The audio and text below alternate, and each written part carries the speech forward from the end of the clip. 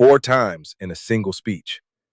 At the World Economic Forum in Davos, Switzerland, standing before the most powerful financial and political figures on the planet, the President of the United States said Iceland when he meant Greenland. 4 separate times. He blamed Iceland for crashing the stock market. He accused NATO allies of abandoning America on Iceland. He said Iceland had already cost the United States a lot of money. The White House response was remarkable in its audacity. Press Secretary Caroline Leavitt insisted the president had not misspoken at all. His written remarks, she claimed, referred to Greenland as a piece of ice. Therefore, when Trump said Iceland, he was really commenting on Iceland, a land of ice. The explanation defied everything the audience had just witnessed. But here is what no one is asking. What if the confusion was not entirely accidental? What if Iceland is already on the list? 1 week before Trump's Davos appearance, his nominee for ambassador to Iceland made a statement that sent shockwaves through Reykjavik. Billy Long, a former Missouri congressman, told colleagues on the House floor that Iceland would become the 52nd American state after Greenland became the 51st. He said he would serve as governor.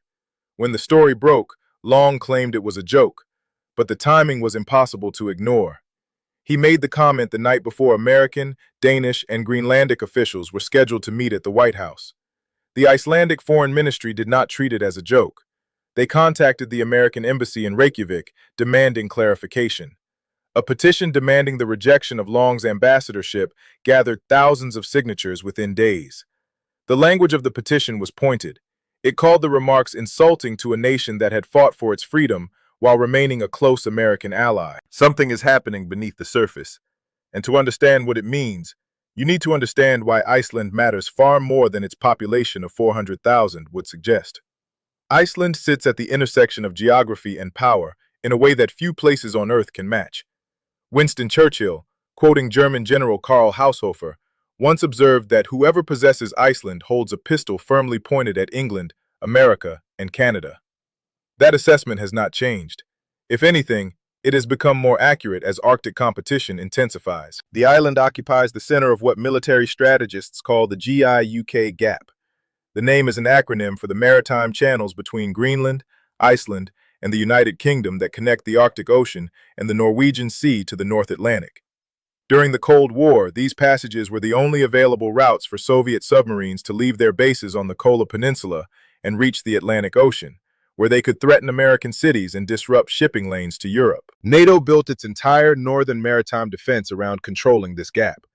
The United States installed radar stations, deployed submarine hunting aircraft, and placed underwater sound surveillance systems on the ocean floor to track Soviet vessels as they attempted to transit into open water. The nerve center of this network was Keflavik Air Base in Iceland, a 40-minute drive from Reykjavik. For decades, American forces operated from that facility, monitoring everything that moved through the surrounding seas. That presence ended in 2006.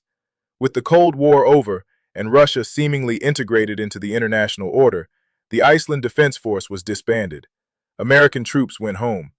Many Icelanders believed the era of great power competition had passed and that their country's strategic significance had faded with it. That assumption no longer holds. Russian submarine activity in the North Atlantic has returned to Cold War levels. Vice Admiral Clive Johnstone, commander of NATO Allied Maritime Command, has stated publicly that there is more activity from Russian submarines than at any point since the Soviet era, and that those submarines are operating with a level of capability that NATO has not previously encountered. Russia's Northern Fleet includes roughly 32 surface warships and more than 33 active submarines operating from bases near Murmansk. These vessels must transit the GIUK Gap to reach the Atlantic, and they are doing so with increasing frequency. China has declared itself a near-Arctic state and is investing heavily in Arctic infrastructure, despite being located thousands of miles from the Arctic Circle. Chinese companies have shown interest in establishing footholds in Iceland, including a scientific laboratory in the country's northeast. American defense planners view this as a strategic risk. The Heritage Foundation and other policy institutes have argued for years that the United States must expand its presence in Iceland to counter both Russian and Chinese ambitions. The calculus is straightforward. Greenland guards the western edge of the GIUK Gap. Iceland guards the center. The United Kingdom guards the eastern edge. Controlling all 3 points provides complete dominance over the North Atlantic maritime approaches. Controlling only one or two leaves gaps that adversaries can exploit. This is why American forces have returned to Iceland on a rotating basis since 2016. Boeing P-8 Poseidon maritime patrol aircraft now operate from Keflavik, conducting surveillance missions across the gap. The infrastructure that was abandoned 2 decades ago is being rebuilt. The question is whether that rebuilding will satisfy American strategic requirements or whether something more permanent is being contemplated. Iceland is unique among NATO allies. It is the only member of the alliance that has no military. The country has no army, no navy, no air force. Its defense has been guaranteed since 1951 by a bilateral agreement with the United States. American forces were responsible for Iceland's security throughout the Cold War, and that responsibility technically remains in effect even after the withdrawal of permanent troops. This arrangement creates a peculiar vulnerability. Iceland depends entirely on the United States for its defense, yet it has no leverage to resist American demands. When Billy Long joked about becoming governor of the 52nd state, Icelanders understood exactly why it was not funny. They understood that their sovereignty exists at the pleasure of a superpower that has just demonstrated its willingness to threaten allies with tariffs and hint at military action to acquire territory. The reaction in Reykjavik has been one of quiet alarm. Multiple analysts in Iceland told American reporters, only half-jokingly, that the key to surviving the Trump era has been to remain out of sight. Greenland, for whatever reason, was unlucky enough to attract attention. Iceland is now asking whether it might be next. The strategic logic is almost too compelling to ignore. If the United States is serious about dominating the Arctic, if it intends to block Russian and Chinese ambitions in the region, then controlling Greenland alone is insufficient. Greenland provides surveillance capabilities and missile defense positioning, but the gap remains incomplete without Iceland. The submarines can still transit, the shipping lanes remain vulnerable. The undersea cables that carry most internet traffic between North America and Europe pass close to Icelandic shores and remain exposed to sabotage. American strategists know this. They have written extensively about Iceland's outsized importance to transatlantic security. They have argued that Iceland should host expanded air patrols, deeper military coordination, and more permanent surveillance installations. All of this can be accomplished through existing treaty arrangements. But the Trump administration has shown that it views existing arrangements as insufficient. Trump has repeatedly stated that you need ownership to defend something. You cannot defend on a lease. If that logic applies to Greenland, why would it not apply to Iceland? The comparison between the two situations reveals unsettling parallels. Greenland is a semi-autonomous territory of Denmark with a population of 57,000. Iceland is a sovereign nation with a population of 400,000. Both occupy critical positions in the GIUK Gap. Both host or have hosted significant American military infrastructure. Both are small enough that their resistance to American pressure would be largely symbolic. And both have been the subject of remarks from Trump administration officials about becoming American territory. The differences are significant. Greenland is not an independent nation and cannot make sovereign decisions without Danish involvement. Iceland has been fully independent since 1944 and makes its own foreign policy. Annexing Greenland would require negotiations with Denmark and potentially Greenlandic consent. Annexing Iceland would require either the agreement of a sovereign government or something that looks much more like imperial conquest. But the Trump administration has shown that it does not draw clear lines between these scenarios. The same officials who threatened Denmark with tariffs and hinted at military force against Greenland are now making jokes about Iceland becoming a state. The same president who confused the two countries 4 times in a single speech is now pursuing what he calls a framework for Arctic dominance. The boundary between joke and policy has become impossible to locate. Iceland's defense posture creates additional complications. The country has no military, and therefore cannot resist any serious pressure from the United States. Its entire security architecture is built around the assumption that America is a protector, not a threat. If that assumption fails, Iceland has no fallback position. It would be entirely dependent on other NATO allies to come to its defense against the nation that founded NATO in the first place. This is the nightmare scenario that European strategists are now contemplating. The Greenland crisis has demonstrated that the United States under Trump is willing to threaten treaty allies to achieve territorial objectives. What happens when the next target is not a Danish territory, but a sovereign European nation? Would NATO's collective defense clause apply against an aggressor that happens to be NATO's largest member? Would European countries risk war with the United States to protect Iceland's sovereignty? These questions would have seemed absurd 3 weeks ago. They no longer seem absurd at all. The European response to the Greenland crisis offers some indication of how Iceland might be defended. 11 nations deployed military personnel to Greenland within days of Trump's threats intensifying. Belgium, France, Germany, Sweden, Norway, Finland, the Netherlands, the United Kingdom, Estonia, Slovenia, and Iceland itself all contributed forces to what was essentially a demonstration of solidarity. The message was clear. Europe would not stand aside while a fellow NATO member was bullied into surrendering territory. Iceland participated in that deployment, sending forces to support Greenland despite having no standing military of its own. The symbolism was unmistakable. Iceland understood that Greenland's fate and its own were linked. If Denmark could be pressured into ceding territory, Iceland would have no protection against similar demands. But the European deployment also revealed the limits of European power. The forces sent to Greenland were small, symbolic, and entirely incapable of resisting a serious American military operation. They served as a political statement, not a military deterrent. If the United States had actually moved to seize Greenland by force, no European army could have stopped it. The deployment was a way of raising the political cost of American aggression, not a way of preventing it. Iceland would face the same dynamic. European allies might deploy forces to Keflavik in a show of solidarity. They might threaten retaliatory tariffs and diplomatic consequences, but they could not physically prevent the United States from taking control of an island that sits within America's existing sphere of military operations. The power imbalance is simply too great. What Iceland does possess is something less tangible but potentially more important. It possesses the ability to impose legitimacy costs. A democratic nation with centuries of history, deep cultural ties to Europe, and no record of hostility toward the United States cannot be absorbed the way a colony might be. The international reaction to American annexation of Iceland would be catastrophic for American standing everywhere. It would confirm every accusation that adversaries have made about American imperialism. It would shatter the transatlantic alliance beyond repair. It would prove that no nation is safe from American demands if it sits on strategically valuable real estate. Trump may not care about these costs.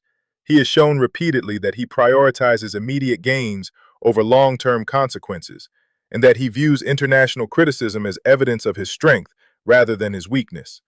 But other actors in the American system care deeply. The military leadership that would have to execute any seizure of Allied territory understands what it would mean for American credibility. The business community that depends on stable international relationships understands the economic fallout. The Republican members of Congress who have criticized Trump's Greenland rhetoric understand the domestic political risks. The constraints on American action are not primarily military. They are political, institutional, and reputational. Iceland's best defense is the same defense that Greenland ultimately relied upon. Make the costs of aggression visible and hope that somewhere in the American system, someone decides those costs are too high. The Billy Long incident deserves closer examination because it reveals something about how the Trump administration operates. Long is not a policymaker. He is a former congressman with no foreign policy experience who was nominated to a diplomatic position as a reward for political loyalty. His comment about Iceland becoming a state was almost certainly not coordinated with anyone in the White House. It was the kind of remark that emerges naturally when a political movement has been told that territorial expansion is acceptable and even admirable. This is perhaps the most dangerous aspect of the current moment. The signals coming from the top of the American government have normalized language about acquiring foreign territory. When the president threatens to take Greenland, when his senior staff post maps showing American flags over sovereign nations, when his press secretary defends obvious misstatements with absurd explanations, a message is sent down through the ranks. That message is that territorial ambition is not only permitted, but encouraged. Billy Long absorbed that message and applied it to Iceland. He was not following orders. He was following a logic. If Greenland can become the 51st state, why not Iceland as the 52nd? If we can pressure Denmark, why not Reykjavik? The joke was not a joke. It was an extrapolation. This is how empires expand.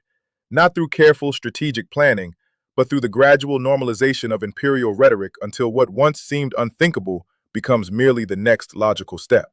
Trump may have no current plans regarding Iceland, but he has created an environment where his subordinates feel comfortable speculating about American annexation of allied nations. That environment is itself the threat. The undersea cables that pass near Iceland add another dimension to the strategic calculation. These cables carry the overwhelming majority of internet traffic between North America and Europe. They are critical infrastructure for global finance, communication, and commerce. Russia has been developing capabilities to sabotage these cables through a shadowy organization called GIUK, which operates specially adapted submarines for deep-sea intelligence gathering and potential sabotage operations. Protecting these cables is a core mission for NATO forces operating in the GIUK Gap. Iceland's proximity to the cable routes makes it essential for surveillance and rapid response. If Russia or China were to damage or tap these cables, the economic and security consequences would be global. The ability to monitor and defend this infrastructure is not a theoretical concern. It is an immediate operational requirement. American planners have argued that the United States needs assured access to Iceland for precisely this reason. They want the ability to surge forces to Keflavik on short notice, to conduct continuous surveillance operations, and to respond immediately to any threat to undersea infrastructure. Existing arrangements allow for this in theory, but Trump's stated preference for ownership over access suggests that he may not view current agreements as sufficient. The climate dimension cannot be ignored. Iceland sits at the edge of the Arctic, and as sea ice retreats, the region's shipping lanes are opening for commercial traffic. The northern sea route along Russia's coast is already operational for several months each year. A future northwest passage through Canadian waters would reduce transit times between Asia and Europe by 40% compared to the Panama Canal route. These emerging shipping lanes will generate enormous commercial and strategic value. Iceland's position makes it a potential hub for Arctic shipping, a monitoring point for vessels transiting between oceans, and a refueling station for the increasing traffic through polar waters. The economic opportunities are significant. So are the security implications. Whoever controls the approaches to these shipping lanes will exercise considerable influence over global trade. This is the context in which Trump's confusion at Davos should be understood. Whether he genuinely mixed up Iceland and Greenland, or whether some deeper calculation was at work, the strategic reality remains the same. Both islands matter. Both occupy positions that American planners have identified as critical for Arctic dominance. Both have been the subject of remarks from Trump administration officials about potential American control. Iceland's government has tried to navigate this situation by remaining as inconspicuous as possible. The country's leaders have not issued inflammatory statements. They have not publicly criticized Trump's Greenland rhetoric. They have quietly participated in European solidarity efforts while avoiding any action that might draw Washington's attention. The strategy is understandable, but it may not be sustainable. The longer the Greenland crisis continues, the more attention will shift to the broader Arctic architecture. Analysts will ask whether a Greenland deal truly satisfies American requirements, or whether additional acquisitions will be necessary to complete the strategic picture. Iceland's name will appear in those discussions. It already has. And once a target has been identified in the public imagination, the pressure to act tends to follow. What happens next depends on factors that remain uncertain. If Trump's framework deal with NATO produces genuine security cooperation in the Arctic, the pressure on Iceland may ease. European allies will increase their presence in the region. American surveillance capabilities will be enhanced through multilateral arrangements, and the strategic rationale for annexation will weaken. This is the optimistic scenario. The pessimistic scenario is that Trump's framework proves to be as hollow as his critics suspect. Negotiations stall. Security cooperation fails to materialize, and the administration returns to its original position that ownership is the only acceptable outcome. In that case, Iceland's turn may simply be delayed, not avoided. The petition against Billy Long currently has thousands of signatures. The Icelandic Foreign Ministry has demanded explanations that remain unsatisfactory. The public in Reykjavik is watching the Greenland situation with undisguised anxiety. These are not the reactions of a nation that believes it is safe. These are the reactions of a nation that understands what is at stake and fears that it may be next. 4 times in a single speech, the President of the United States confused Iceland with Greenland. The White House insisted he did not say what everyone heard him say, and somewhere in Missouri, the man nominated to be America's ambassador to Iceland had already described himself as a future governor. The question is no longer whether Trump might push for Iceland. The question is whether there is any force capable of stopping him if he decides to try.